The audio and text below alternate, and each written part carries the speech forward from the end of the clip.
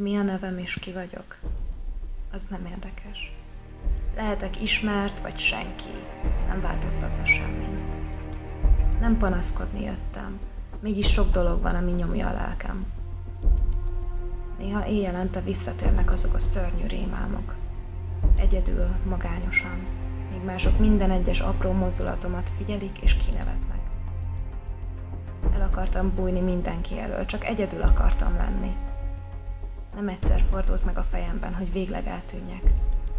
Csak egy lépés, csak egy mozdulat.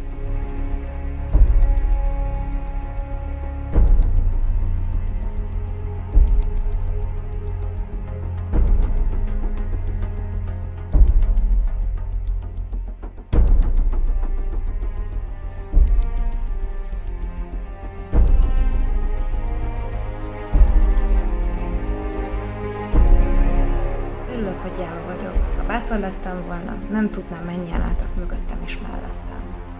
És hogy hányan várnak még rám.